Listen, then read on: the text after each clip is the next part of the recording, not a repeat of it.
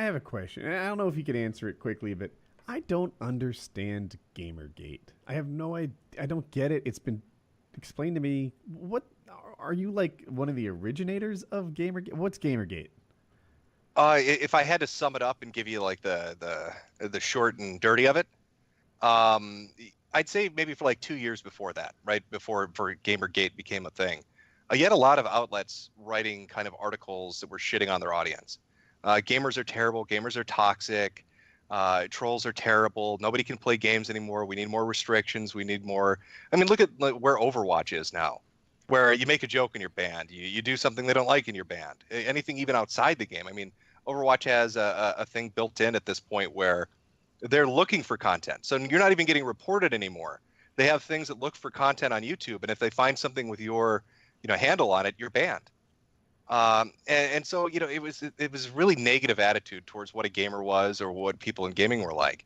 And then Gamergate kind of comes around. It comes to a head where you've got an indie game dev who's friends with people in the industry and who's friends with different people at different news outlets like Kotaku, like Nathan Grayson and stuff like that.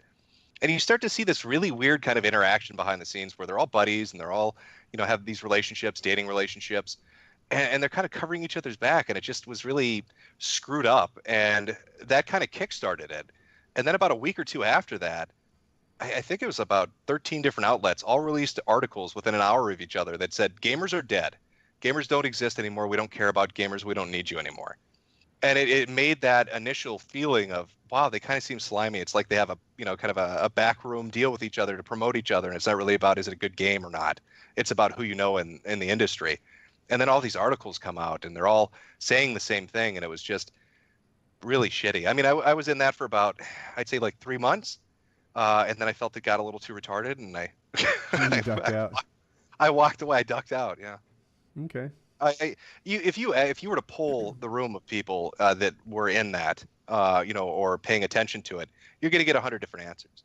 I mean, you've got demographics from all over the internet. You had Reddit, you had Tumblr, you had 4chan, you had YouTubers, you had Let's Players. They all had different reasons for being attracted to it or being interested in it. Yeah, I thought it had something to do with feminism or something.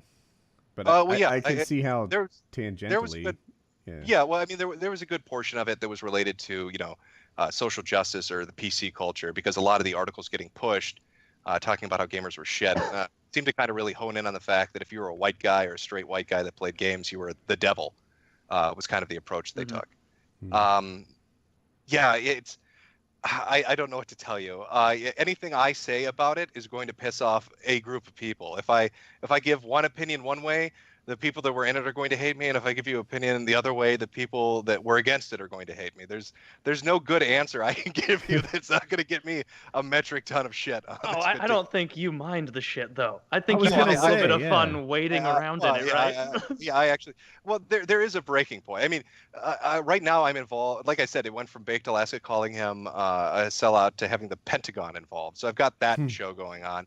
I've got a bunch of MRAs that are really angry at me right now, so I've got that going on. I've got no, not MRAs. I know, that's a dozen of people. I know, a whole 14 of them.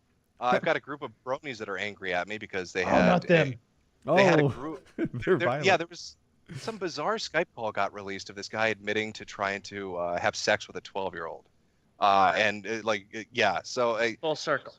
I full circle, like I said. So I mean, there's so much shit going on, but I don't really have a great answer for you on what Gamergate was, other than a reaction from the consumer against what they saw as kind of like an intermediary or an unnecessary cog. Like, it used to feel like if you were a gamer, there were the companies, right? The guys that made the video games, and you may shit talk a game, and the company that makes it may think you're an idiot for doing so, but it was kind of that back and forth rapport.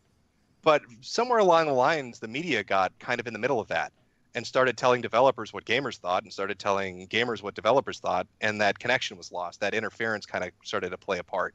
And I think it was a good pushback against that as well. That'd be I don't know. I feel like I'm rambling now. I'm curious about this. So you seem to be in the middle of some real stuff. You're dox proof, I suppose? No one knows your name or where you live. You're just on my screen, a black box where people can't.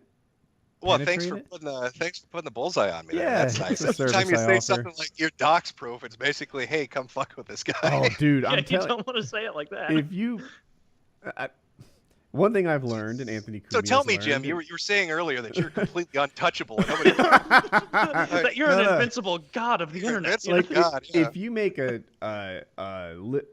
audience out of like poking at people, the audience will poke at you. Expect that. Oh my God, yeah. Right? Oh, no, You know, Anthony I'll be Cumia is like, it's shocking. All the people that watch us are terrible fans, and it's like, right, you're looking in the mirror, and so are we. Like our fan base pokes at me every day, and it's for the memes. It's what you get. That's where you are. Yeah, you don't want to play with fire if you're afraid of getting burned. Obviously, I mean, yeah, I know what I'm appealing to, and I know the kind of content I like to make, and the stuff I like to laugh at is always going to bring kind of with it a backlash. But I've been doing this shit for a while. I mean, if you go look up a school shooter North American tour 2012 was a mod we made for Half-Life as a joke. That's listed in a Supreme Court decision. So I've been fucking around on the internet for a while, doing stuff that draws attention. That was the one where at the end of the game you had to commit suicide before the cops got you, right? That's correct. That is Thought correct. so. I'm a bit of a completionist. 1,000 gamer score on that one. But so you do something goofy, it gets a reaction.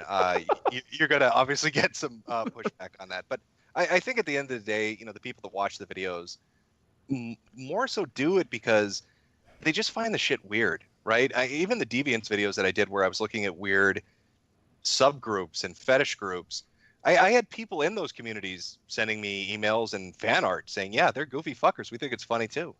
So yeah, it's one of those things. I think everybody likes to laugh at shit. Yeah. Mm-hmm. That actually like parlays into something. I even wrote it down because I wanted to ask you.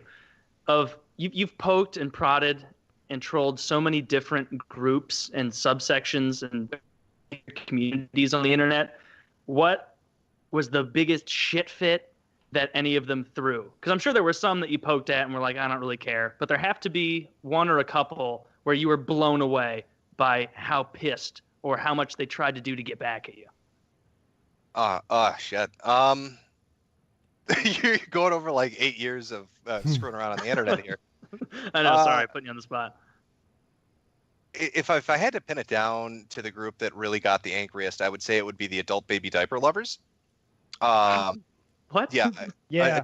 Adult baby diaper lovers, diaper furs, didn't like getting laughed at. I had people that presented themselves as gay bearers, like in a bear suit, saying they were going to show up at my house and shoot me with a shotgun because I laughed. In the bear suit.